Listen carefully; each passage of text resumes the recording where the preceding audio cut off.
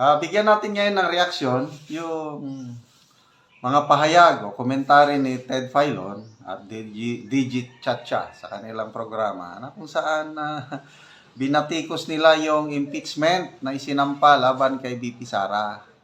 Sinimulan nyo, tapusin nyo. At tila bagang pinagtatanggol niya si BP Sara. Salamat po, Ted Filon. Ito. Tapusin nyo. Mas maganda rin po sa Presidente kung ang dating niya ay dahil sa akin. Nagkautang na loob ka pa. Tama? O sinabi ko na huwag ituloy, ha? Sa tatay at saka sa anak. Baga, ceasefire muna tayo. Lamig-lamig muna tayo dito. Diba? Kasi ako dito, ayokong mangyari yan. So lumalabas nga, kung iisipin natin itong binabanggit nga ni Ma'am na Sarsuela, baka nga ganun po ang takbo dito. Tinawag niyang Sarsuela. Yung kunuhay, panawagan, na wag nang ituloy ang impeachment, kailang itinuloy pa rin, Sarsuela. So, hindi naniniwala si Ted Filon sa sinseridad ng presidente na ipatigil nga ang impeachment. Or, mahina lang talaga siya. Kasi panahon ni PRRD, may ganyan na ring sitwasyon. Gusto ng mga kongresista i-impeach si BP Leni, nung nagsalita ang PRRD, wag! Nakinig lahat. Walang natuloy na, no? So, ano ba ito ngayon? Sarsuela? Sino ba nagsimula nito? Kayo nagsimula nito Diba? Committee on Accountability, kayo nagsimula Imagine, impeaching the Vice President. O, napagtanto nila na wala silang boto sa Senado. At huwag mo kakalimutan na si VP Sara, kahit bumababa ang kanyang trust ratings o performance ratings, mataas pa rin yan. Well, I have to agree with that. Right? Totoo yan, baby. Totoo yan. Totoo nga. Napakataas ang satisfaction and trust rating ni BP Sara noon. Siya ang pinakamataas Nasa 80, 70%. Kaya lang itong sunod-sunod na paninira sa kanya, pababa ng pababa, kaya lang mataas pa rin. Nasa 50 plus pa rin.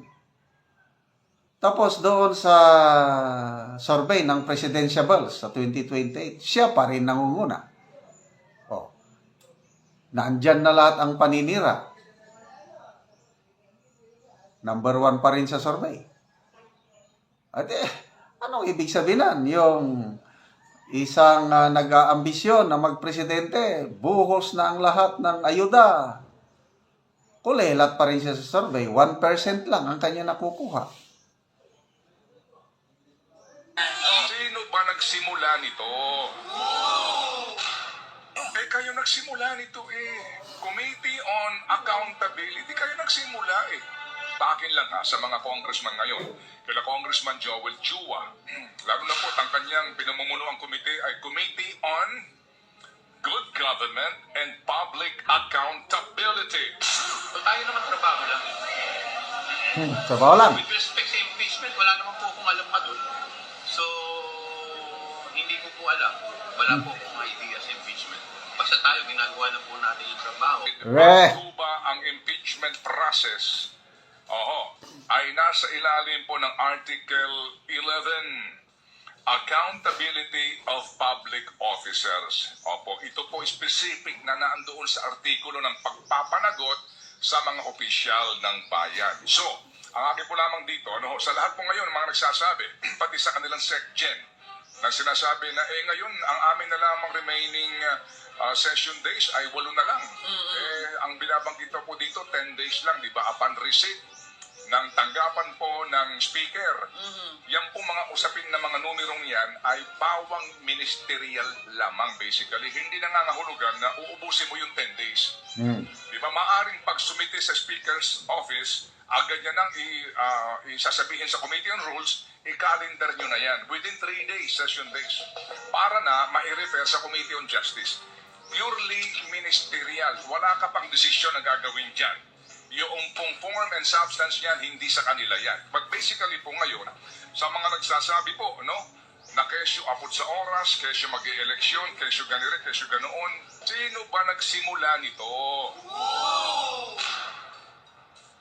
nagsimula nito. Kayo nagsimula nito Di ba? Committee on Accountability, kayo nagsimula lumabas yung, bagamat ito po sigurado ako ang depensa dito, yung pinagbabasihan yung committee report na yan, hindi pa final yan, tama? Committee, COA pa lang yan Yan pa lamang ay memorandum. Klaro. Memorandum, hindi pa conclusive. Hindi pa final. Yung notice of disallowance ng COA, yan ang pinagbabasihan nila ng impeachment. O ngayon, bagong lumabas yung unqualified COA report, Office of the Vice President for year 2023, malinis. Napakataas na audit observation yung inilabas ng COA para sa Office of the Vice President. O ano ngayon yan? Masyado kayong atat na gusto nyong pasamain talaga ang Office of the Vice President. Na sinasabi na meron kang dapat ipaliwanag, binibigyan pa ng sapat na panahon ang tanggapan ng Vice Presidente na magpaliwanag. At yan po ay hindi pa nga umaabot sa deadline. So pagkatapos niyan, papanig pa yan sa Commission and then Supreme Court. Yan po ang depensa dyan. Ang inyong sinasabi na yan, na COA report na yan, memorandum na yan, hindi pa yan final. Correct. Tama po, hindi pa yan final. Paano nga naman daw kapag nag-impeachment ka at yan ang pagbabasihan mo? Hindi pa nga final. Paano pa sinabi ng Supreme Court na tama dito? Do not ask due process. Diba? Pero sa kabilang banda, may lumabas nga kasi na mga Mary Kay Piatos. May mga lumabas sa mga tempura. Kokoy Villamil. May lumabas po mga kapatid na mga impormasyon na wala doon. Practically po, hindi nakalatag doon sa memorandum ng COA. So binigyan nyo ng susi itong mga grupong ito na maghain ng impeachment complaint, di ba? So ibig sabihin, kayo ang nagbukas ng daan, kayo ang nagbukas ng pinto para maghain ng impeachment ang mamamayan. So kayo nagsimula nito. Sinimulan nyo, tapusin nyo. Yes! Congressman Paduano. Hindi pa tayo tapos. Ay, hindi ka pa tapos. Laro naman tayo mga... Break lang po kami. Medyo hold lang ng konti. BRB kumbaga. Okay. Be right back tayo. Pero mukha po naman, pwede mo naman sadyain yun Oo. para pumutok ang balita na pinipigil ko sila. Kasi para na sa ganun, total naman hindi ito pwede umusad, mas maganda na, may utang na loob sila sa akin. Yan! Mabubudulin. Mabubudulin. Ma. Okay. Yan ang mga Okay. Pilipino. Talaga bang kung ikaw Pangulo ng Pilipinas, sinasabi mo na dapat idinagalang natin ang proseso at ang Kongreso sa kanilang kapangyarihan, ikaw pa mismo magmemensahe sa mga kongresista na itigil nyo yan. Yang binabalak yung impeachment na yan. Imagine, impeaching the Vice President. Talaga bang yun o napagtanto nila na wala silang boto sa Senado? Ano po, na magtatagumpay ang impeachment kapag mayroong suporta ang presidente. Kung pag-uusap